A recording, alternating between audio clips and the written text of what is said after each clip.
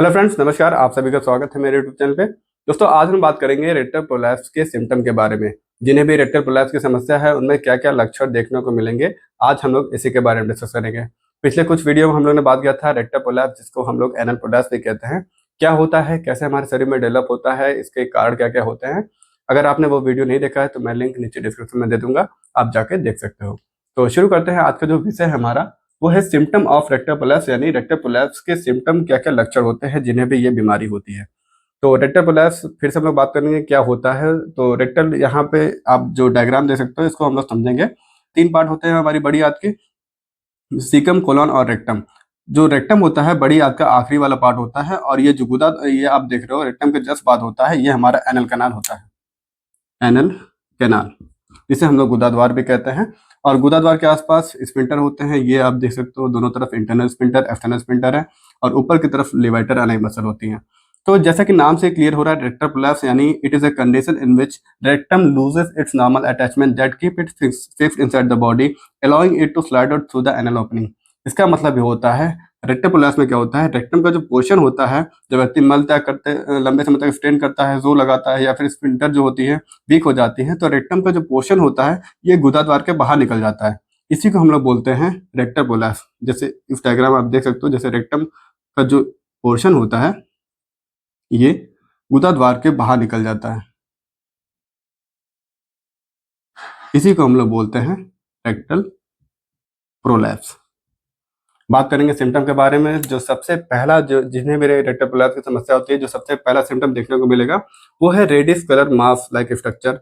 जब व्यक्ति मल त्याग करते समय स्ट्रेन करेगा, जोर लगाता है, तो एक प्रोलैप्सेबल मास निकलता है, एक प्रोलैप्सेबल मास लाइक स्ट्रक्चर, बिल्कुल रेडिश कलर का। लेट अस सपोज कोई व्यक्ति लेटा हुआ है, इस डायग्राम में आप देखो, ये हमारा गुदाद्वार है। जब व्यक्ति स्ट्रेन करता है, जब मल त्याग करने के लिए जाता है, जोर लगाता है, तो एक कोलैप्सिबल मास गुदाद्वार से बाहर निकलता है, इसी को हम लोग बोलते हैं रेक्टल प्रोलैप्स। दो टाइप्स के होते हैं, पार्शियल रेक्टल प्रोलैप्स और कंप्लीट रेक्टल प्रोलैप्स। अगर मास ज़्यादा निकलता है, प्रोलैप्सिबल मास जो निकल रहा है, अगर ये ज़्यादा निकलता है, 1.5 इंच से ज़्यादा निकलता है, तो इसे हम लोग कंप्लीट रेक्टल प्रोलैप्स बोलते हैं। अगर 1.5 इंच से कम निकलता है तो इसको हम लोग पार्शियल रेक्टल प्रोलैप्स कहते हैं। तो जस्ट लाइक बिल्कुल प्रोलैप्सिबल मास की तरह रेड कलर का या फिर पिंक कलर का एक मास लाइक स्ट्रक्चर गुदाद्वार के बाहर निकलता है, इसी को हम लोग बोलते हैं रेक्टल प्रोलैप्स। जो दूसरा सिम्टम देखने को मिलता है वो है pain. Pain around the anus और रेक्टम। गुदाद्वार के आसपास पेन, जब व्यक्ति मल त्याग करते समय स्ट्रेन करता है, जब प्रोलैप्सिबल मास निकल जाता है बाहर की तरफ, तो व्यक्ति को दर्द होता है, और रेक्टम के आसपास भी दर्द होता है, एनस के आसपास भी दर्द होता है जब ये मास निकल जाता है तब।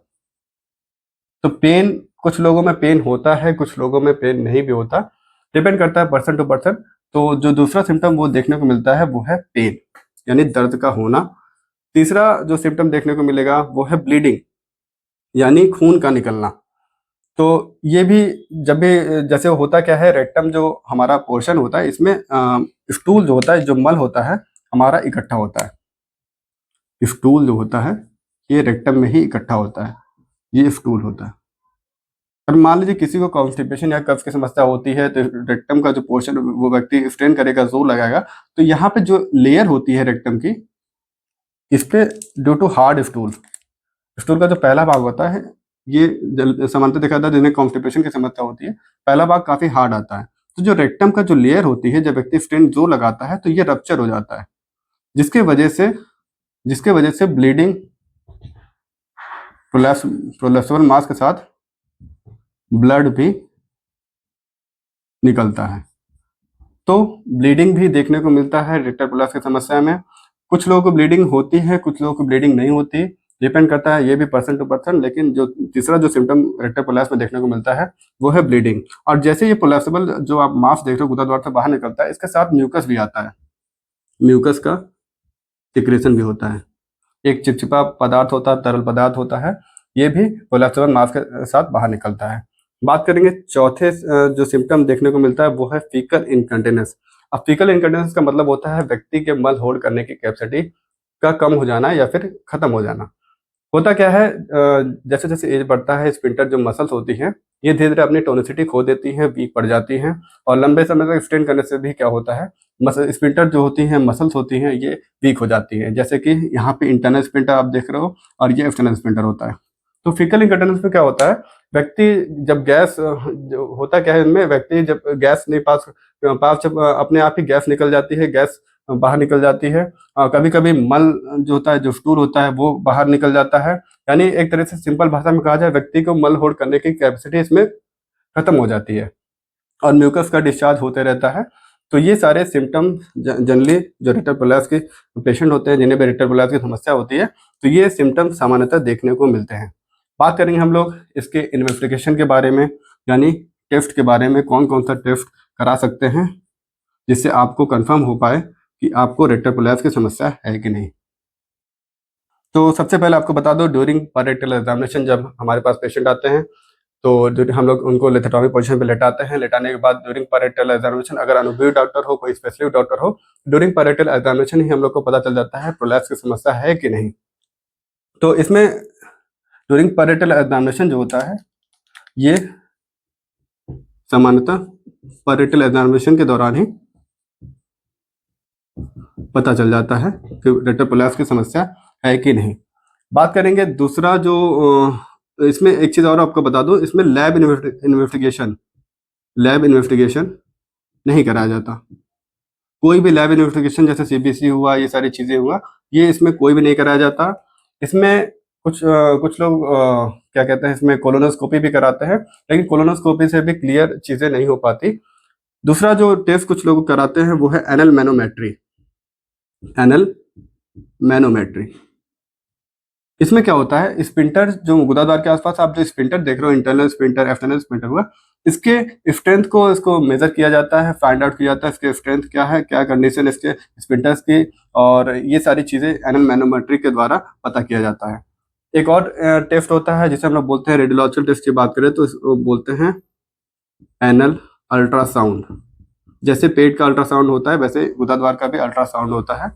तो इससे क्या होता है, अल्ट्रासाउंड से क्या होता है, जब अल्ट्रासाउंड आप कराते हो तो स्पिंटर की स्ट्रक्चर जो होता है, अब कोलैप्सिबल मास कितना निकल रहा है, पार्शियल है कि कंप्लीट है, आसपास जो टिश्यू जो रप्चर हुए हैं इसके बारे में एक आइडिया लग जाता है। तो सामान्यतः ये सारी चीज़ें कराई जाती है, एनल अल्ट्रासाउंड, एनल मैनोमेट्री।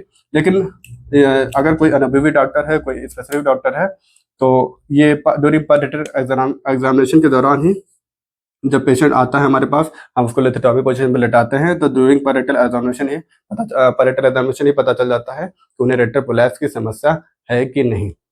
तो अगर आपको रेक्टल प्रोलैप्स की समस्या है, या फिर ऐसा कभी कभी ऐसा लोग कंफ्यूज हो जाते हैं, उनको लगता है कि पाइल्स को रेक्टल प्रोलैप्स समझ जाते हैं या फिर रेक्टल प्रोलैप्स को पाइल्स समझ जाते हैं। तो पाइल्स अलग बीमारी होती है, रेक्टल प्रोलैप्स अलग बीमारी होती है। पाइल्स में मस्से निकलते हैं, कई टाइप के पाइल्स होते हैं, प्राइमरी हेमोरॉइड्स और सेकेंडरी हेमोरॉइड्स भी होते हैं, इंटरनल एक्सटर्नल भी होते हैं, वो अलग बीमारी होती है। रेक्टल प्रोलैप्स में अलग बीमारी होती है।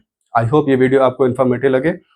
लेकिन अगर आपको कोई भी समस्या है, मलद्वार संबंधित कोई भी बीमारी, अगर आपको कंफ्यूजन है, तो एक बार आप नजदीकी डॉक्टर से जरूर कंसल्ट कर लें। बहुत बहुत धन्यवाद।